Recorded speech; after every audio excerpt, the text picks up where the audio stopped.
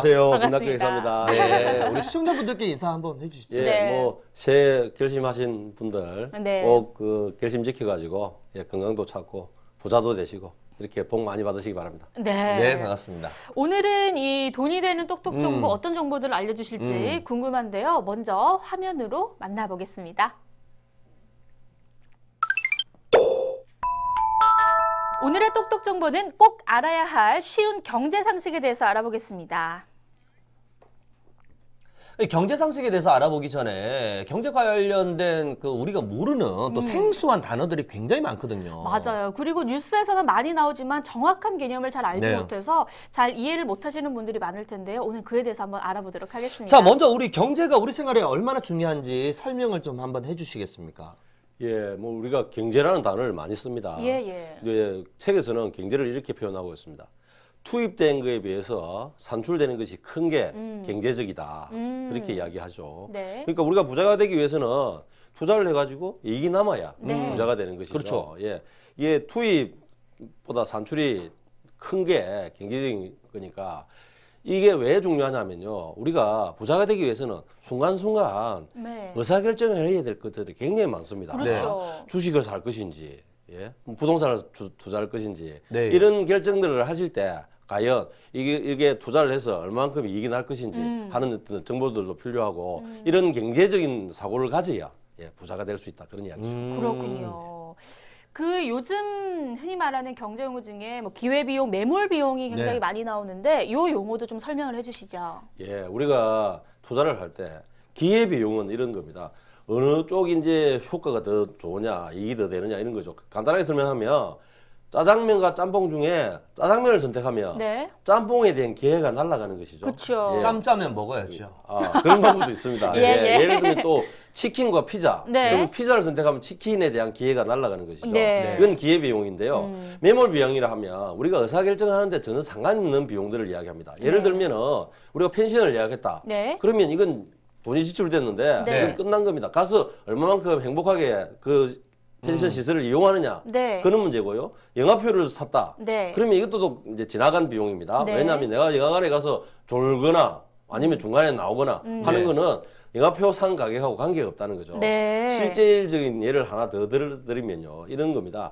내가 중고차를 팔 때 네. 고급차를 사면서 첫 차를 살 때 신차 비용이 굉장히 높았습니다. 예. 네, 예. 그렇지만 중고시장에 가보면 네. 그거와 관계가 없다는 거죠. 요즘은 이제 유지 비용이 적게 드는 경차를 더 선호하는 경향이 있어서 네. 실제로는 새 차를 비싸게 샀지만 네. 그래서 팔 때는 그 가격과 관계없이 그 시장에서 가격이 형성되는 게 더 중요하죠. 그래서 이때 우리가 신차를 구입했던 최초 금액은 의사결정을 하는데 도움이 안 되는 매몰 비용이다. 회수할 수 썬크코스다 이렇게 없는 이야기하는 거죠. 그런 비용을 매몰 비용이라고 아니 하는군요. 이렇게 좀 뭐 비유를 해서 설명해 주시니까 네. 기회비용 그리고 매몰비용에 대해서 저희들이 이해가 더 빠르네요. 쏙쏙 들어오네요. 네. 그리고 우리가 물건을 살 때 책정되는 이 가격 있잖아요. 예. 이게 어떻게 결정이 되는 건가요? 예, 우리가 지금 몸소 피부로 느끼고 있습니다. 계란. 네. 계란. 네. 네. 이게 이제 가격이라 하면 수요와 공급에 의해서 결정이 됩니다. 네. 네. 근데 예전에는 계란 가격이 공급이 많으면 또 그 수요가 많으면 공급이 늘어났고요. 네. 수요가 줄어들면 공급이 자동적으로 줄어들어서 네. 적정한 가격이 유지가 되었는데 네. 이번에는 AI처럼 네. 공급을 못하는 사태가 발생하다 보니까 네. 수요는 고정되어 있습니다. 어느 정도는. 예. 그러다 보니까 가격이 폭등하는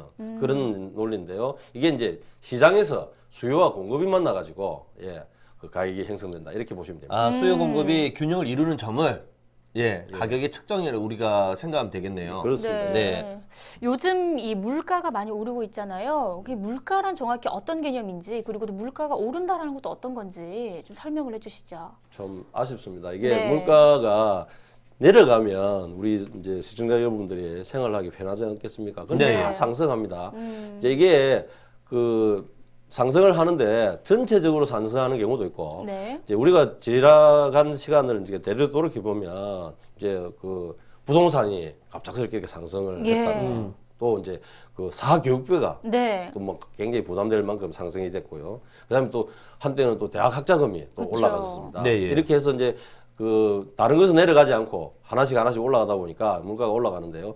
이 물가라는 게 이제 이것도 어떻게 보면은 이제 어떤 그 그 올라갈 수 있는 요인들이 생기는 겁니다. 음. 사회적 비용도 있을 수 있고요. 그다음에 이제 기술 개발 관련된 이제 기술 개발 비용이 추가될 수도 있고요. 또 이제 그렇게 함으로 인해 가지고 원가 비용이 올라가면 인건비가 올라가고 뭐 은행 이자가 올라가고 부동산 가격이 올라가면 임대료가 올라가고 이러면 이제 가격이 올라갈 수밖에 없으니까 그게 이제 물가 상승을 부채질하는 요인들이다 이렇게 볼 수 있습니다. 네. 그렇군요. 그러니까 최근에 미국의 금리 인상 문제로 지금 떠들썩하거든요. 예, 금리에 대해서 설명을 해주시죠. 예, 금리를 이제 설명하기 전에 우리가 이제 시장을 크게 나누면 세 가지 시장으로 나눕니다. 네. 우리가 일반적으로 알고 있는 실물 시장, 네, 두 번째는 이제 노동 시장, 노동. 예, 네, 노동력을 공급하고 노동력을 수요하면서 결정되고요. 나머지는 이제 자본 시장, 네. 자본 시장. 주식이나 네. 금리가 결정되는 이제 자본 시장을 이야기하는데요. 자본 시장에서 금리도 예, 그 수요와 공급에 의해서 결정이 됩니다. 네. 예. 그 예금이 많이 들어왔다. 네. 근데 대출할 곳이 없다. 네. 그러면 예금 금리는 낮아지는 것이고요. 대출할 곳은 많은데 예금이 부족하면 예, 금리를 높여서 저축을 유도해야 되죠. 네, 네. 이렇게 해서 이것도 금융시장에서 예, 그 자본시장에서 수요와 공급에 의해 가지고 금리가 결정된다. 이렇게 보시면 되겠습니다. 네. 네. 그렇다면 이 금리가 변동하는 거에 대해서 우리 생활에는 어떤 관련이 좀 있나요?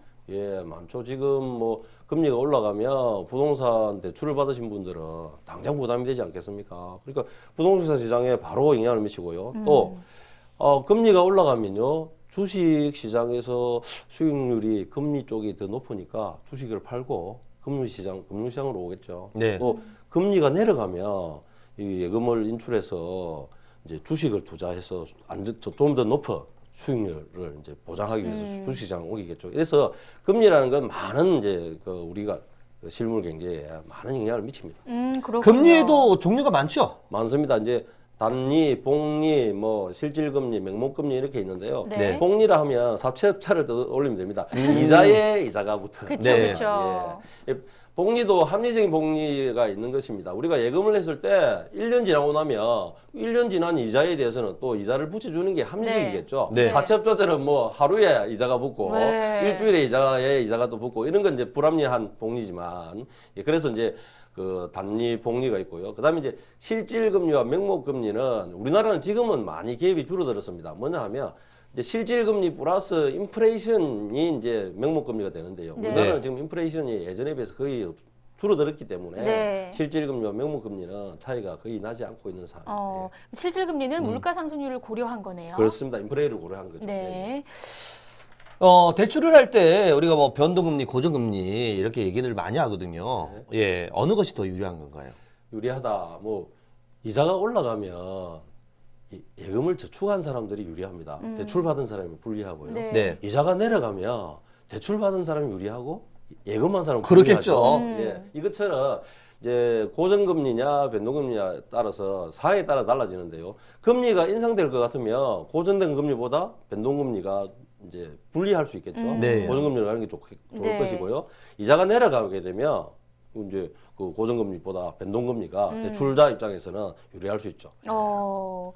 그 대출 상환 방식에 따라서 이자 부담도 좀 달라지나요? 예, 요즘 이제 은행을 가서 이제 상담을 해보면 이제 만기 일시 상환이냐, 뭐 원리금 균등 상환이냐, 원금 분당 상환이냐 이렇게 다 달라지는데요. 네. 이제 원금을 만기까지 갚지 않으면 이자가 계속 많아지는 것이고요. 네. 원금을 일부 갚아가면 이제 이자가 조금씩 줄어들겠죠. 그런 원리라고 보시면 됩니다. 제가 대출을 해보니까 진영아 씨 뭐니 해도 원금 균등이 가장 좋아. 네, 그래요? 가장 좋아요. 예, 계획을 뭐 합리적으로 세울 수 있으니까 네. 예, 원금 균등 상환도 좋은 방법 중에 하나일 수 좀 있습니다. 개인적인 입장에서 네, 그래. 안정적인 네. 방법이다. 네. 그리고 요즘 경제 용어 뉴스에 굉장히 많이 등장한 용어요. LTV와 DTI 용어가 많이 이게 좀 등장을 했는데 어렵더라고요. 어떤 개념인 건가요?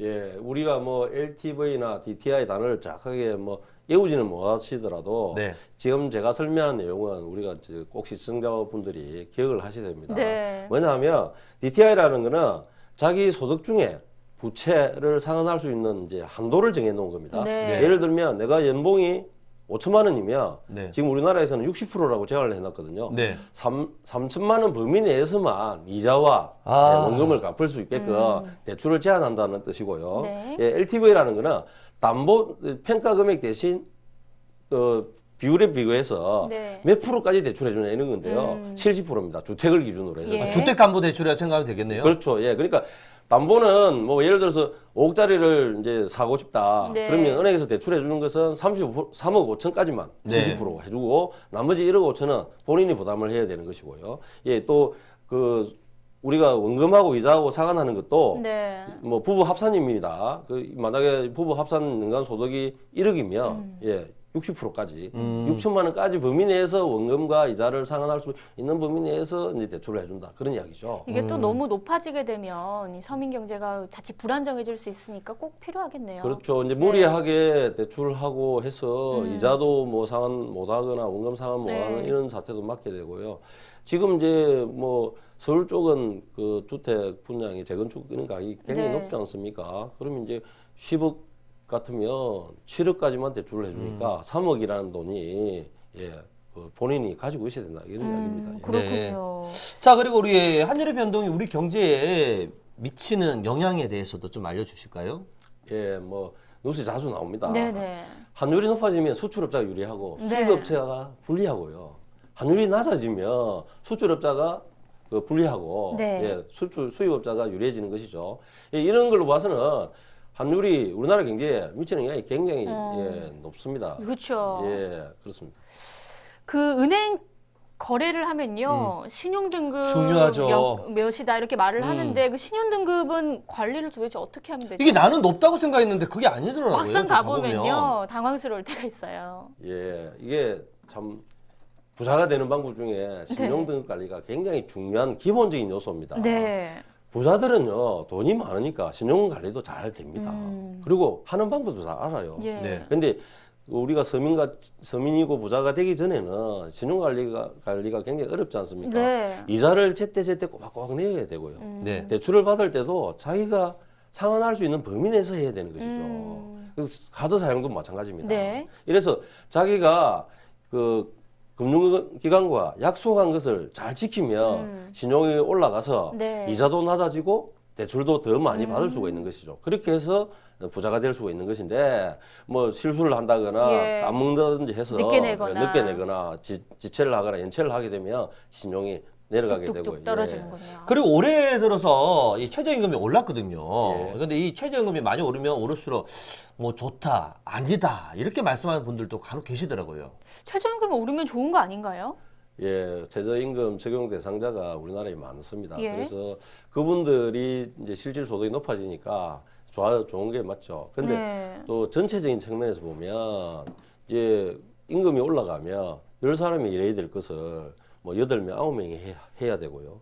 만약에 10명이 그대로 하게 되면 가격이 높아지겠죠. 그래서 가격이 높아지는 것을 국민이 이제 감수를 해야 되는 이런 부분도 네. 있는데요. 그 가격 높아지는 것을 이제 그 조정하는 방법 중에 하나가 이제 기술 개발을 한다든지 혁신 활동을 한다든지 아니면 또 노동 생산성을 높인다든지 네. 8명이 10명분의 일을 충분히 할 수 있으면 좋은 거거든요. 그쵸. 예, 그런 측면까지 고려를 하게 되면 이게 최저임금이 꼭 그 기업을 하는 사장님이 불리한 거다. 이렇게만 말씀드릴 수 있는 건 아니죠. 네. 네. 이 마지막 질문이 될 것 같은데 투자와 투기의 차이점에 대해서 간략하게 좀 말씀해 주시죠. 예, 투자는 장기고요. 네. 투기는 단기입니다. 아. 근데 네. 이제 투기가 우리가 이제 주위에 있는 사람들이 피해를 좀 많이 보는 경우가 생기는데요. 그쵸. 네. 그건 이제 본인 책임입니다. 철저하게. 이런 이야기가 있습니다.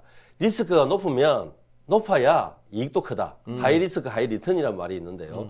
욕심이 크면 실패할 가능성도 높기 때문에 네. 처음에 잘 검토해야 된다는 어. 것이죠. 그래서 리스크 없이 부자가 될 수 없으니까요. 리스크를 줄이는 방법은 네. 정보를 많이 알면 정확하게 분석을 할 수 있는 것이겠죠. 그래서 그 리스크를 줄이면서 이익은 늘리는 그런 방법으로 가야 될 것 같습니다. 네. 정보를 그러니까 많이 알아야겠네요. 예. 오늘 저 돈이 되는 똑똑 정보에서 경제 상식에 대해서 저희들이 뭐 이런저런 얘기를 나눠봤는데 네. 정말 새롭게 알게 되는 예, 정보와 상식들이 많네요. 확실히 이제는 경제 뉴스를 보면서 조금 이해하고 들을 수 있을 것 같다는 기대감이 드는데요. 오늘 김남기 선생님 고맙습니다. 예, 고맙습니다. 감사합니다. 항상 예, 건강하십시오. 감사합니다. 예.